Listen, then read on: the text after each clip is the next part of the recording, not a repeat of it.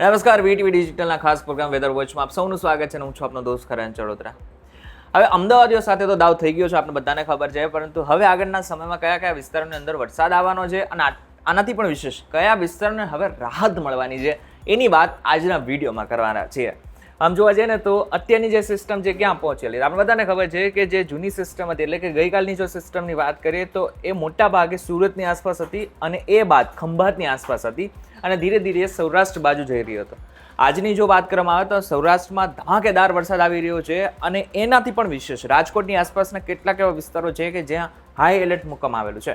પરંતુ જો બીજી બાજુ સુરતના વિસ્તારોની વાત કરીએ તો સુરતમાં ખરેખર જે હજુ પણ જે સિસ્ટમ છે એ ત્યાંની ત્યાં છે, એટલે કે છેલ્લા માની લે કે 14 કલાકથી વરસાદ સતત આવી રહ્યો છે અને નવસારી વાપીની જો વાત કરવામાં આવે તો ત્યાં તો જાણે પૂર જેવી સ્થિતિ ઉત્પન્ન થયેલી હોય એવું લાગી રહ્યું છે. અત્યારની જો વાત કરવામાં આવે, આજના દિવસની વાત કરવામાં આવે તો અત્યારે 11 વાગ્યા છે ને, પરંતુ 11 વાગ્યા બાદ જે સિસ્ટમ બદલવાની છે એના ઉપર ધ્યાન જવું જરૂરી છે. અત્યારે તમને દેખાઈ રહ્યું છે કે કઈ રીતના સિસ્ટમ ચાલી રહી છે. તો ખાસ કરીને જે દક્ષિણ ગુજરાતના દરિયાકાંઠાના વિસ્તારો છે થી લઈને જે સૌરાષ્ટ્રના દરિયાકાંઠાના વિસ્તારો છે, આ બધા જ વિસ્તારો અત્યારે રેડ ઝોન સમાન માનવામાં આવી રહ્યા છે. જો સૌરાષ્ટ્રના વિસ્તારોની વાત કરીએ તો અલંગ છે, મહુવા છે, જાફરાબાદ છે, દીવ છે, કોડીનાર છે, વેરાવળ છે, માંગરોળ છે, પોરબંદર છે અને છેલ્લે જોવા જઈએ તો ઓખા સુધી, આ બધા જે વિસ્તારો છે કે જ્યાં ભારેથી અતિભારે વરસાદની શક્યતાઓ વ્યક્ત કરવામાં આવી રહી છે. અને બીજી બાજુ જો આપણે મધ્ય ગુજરાતની વાત કરવામાં આવે તો મધ્ય ગુજરાતમાં આજના દિવસ પૂરતું અમુક જગ્યા ઉપર વધારે પ્રમાણમાં વરસાદ દેખાઈ શકે છે. પરંતુ કઈ રીતના વરસાદ દેખાઈ શકે છે? જેવી રીતના જે લોકો અમદાવાદમાં રહે છે, આ બધાને ખબર હશે કે અમદાવાદમાં અડધી કલાક વરસાદ આવે છે અને એવો વરસાદ આવે છે કે જાણે એવું લાગવા માંડે છે કે પાણી ભરાઈ જશે, પરંતુ અડધી કલાક બાદ ક્યાંક તડકો નીકળે છે તો ક્યાંક વાદળ છે એવું વાતાવરણ દેખાતું હોય છે. પરંતુ આવું 2 દિવસ સુધી રહેશે. પણ મહત્વની વાત એ છે કે 1 તારીખ પૂરો થશે એટલે કે સાંજના સમય સુધીમાં થોડું વાતાવરણ બદલી જશે અને 5 વાગતા લગભગ અમદાવાદમાં ભારે વરસાદની સ્થિતિ બની શકે છે. ના માત્ર અમદાવાદ પરંતુ ગાંધીનગર, કડી, મહેસાણા, ઊંઝા, પાટણ, ઉપર જોઈએ તો ઉત્તર ગુજરાતની વાત કરીએ તો પાલનપુર સુધી મહત્વની વાત એ છે કે ત્યાં સુધી વરસાદ આવી શકે છે, ભારે વરસાદ આવી શકે છે. થોડું નીચે જઈએ તો નડિયાદ, આણંદ, પેટલાદ છે, વડોદરા છે, ડાકોર છે, કલોલ છે, ગોધરા છે, આ બધા જેવા વિસ્તારો છે કે જ્યાં ભારે વરસાદ દેખાઈ શકે છે સાંજના સમયે. કેટલા વાગે? તો 5 થી 7 વાગ્યાની વચ્ચે ક્યાંક ને ક્યાંક વરસાદ દેખાઈ શકે છે.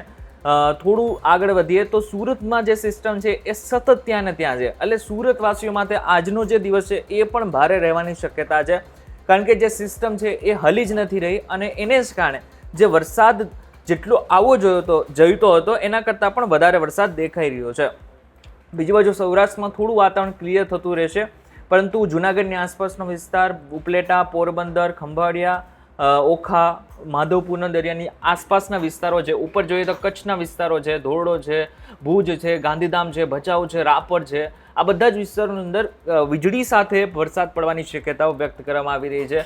ઉપર જોઈએ થરાદ છે, વાવ થરાદની વાત કરી લઈએ. વાવ થરાદમાં મોટાભાગના વિસ્તારની અંદર છૂટોછવાયો વરસાદ પડી શકે છે, પરંતુ એવું જરૂરી નથી કે ત્યાં ભારેથી અતિ ભારે વરસાદ એક સાથે સામટો પડી જાય, જેવી રીતના સુરતમાં આપણે 2 દિવસથી જોઈ રહ્યા છે. જો 2 તારીખની વાત કરીએ તો 2 તારીખે પણ એ જ રીતના ખંભાતની આસપાસ ક્યાંક ને ક્યાંક વરસાદ વધારે દેખાઈ રહ્યો છે. તો બીજી બાજુ જે અમદાવાદના વિસ્તાર છે ત્યાં વીજળીના કડાકા ભડાકા સાથે આપણે વરસાદ દેખાઈ શકે છે. સૌરાષ્ટ્રના મોટાભાગના વિસ્તારો, કચ્છના વિસ્તારોની અંદર વરસાદ અને આની સાથે સાથે દક્ષિણ ગુજરાતમાં થોડી રાહત મળવાની શક્યતાઓ છે. ઉત્તર ગુજરાતની વાત કરી લઈએ, ઉત્તર ગુજરાતમાં પણ છૂટોછવાયો વરસાદ જેવી રીતના 1 તારીખે દેખાઈ શકે છે એવી જ રીતના દેખાઈ શકે છે.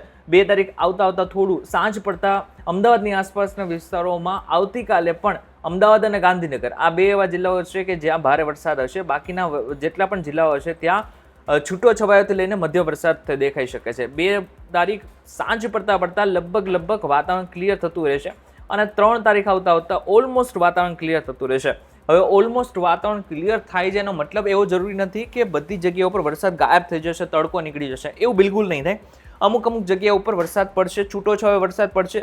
અમુક એવા વિસ્તારો હશે કે જ્યાં ભારે વરસાદ પણ અમુક સમય માટે દેખાઈ શકે છે, જેવી રીતના અમદાવાદમાં આપણને અત્યારે જોઈ રહ્યો છે એવી રીતના અમુક જિલ્લાઓની અંદર વરસાદ સતત પડી શકે છે. જેમ કે અત્યારની હાલની જો વાત કરવામાં આવે તો 6 જિલ્લાની અંદર રેડ એલર્ટ છે, પરંતુ એવી જ રીતના આવતીકાલ અને પરમ દિવસે પણ અમુક જિલ્લાઓની અંદર રેડ એલર્ટ જાહેર કરવામાં આવી શકે છે. તો અત્યારની વાત માનવામાં આવે તો સુરતવાસીઓ માટે રાહતના સમાચાર નથી 2 દિવસ માટે, પરંતુ 3 તારીખ બાદ એ બધા જ લોકોને રાહત મળી જશે. સૌરાષ્ટ્રના ઘણા બધા વિસ્તારોની અંદર ભારે વરસાદ દેખાઈ શકે છે. અમદાવાદવાસીઓ માટે પણ આજનો દિવસ ભારે છે અને આવતીકાલનો દિવસ પણ ભારે માનવામાં આવી રહ્યું છે. ઇન શોર્ટ વાત એટલી છે કે આવનારા 3 દિવસ સુધી આપણે બધાએ વરસાદનો આનંદ લેવાનો છે. પોતાનું ધ્યાન રાખજો, પોતાના પરિવારનું ધ્યાન રાખજો અને બહાર નીકળતા પહેલા એક વખત આગાહી કેવી છે એના ઉપર નજર નાખી લેજો. વિડીયો પસંદ આવે તો વિડીયોને લાઈક અને શેર જરૂરથી કરજો તથા આવા જ ઇન્ફોર્મેટિવ વિડીયોઝ માટે વીટીવી ડિજિટલની અમારી ચેનલને એકવાર સબસ્ક્રાઇબ કરી નાખજો.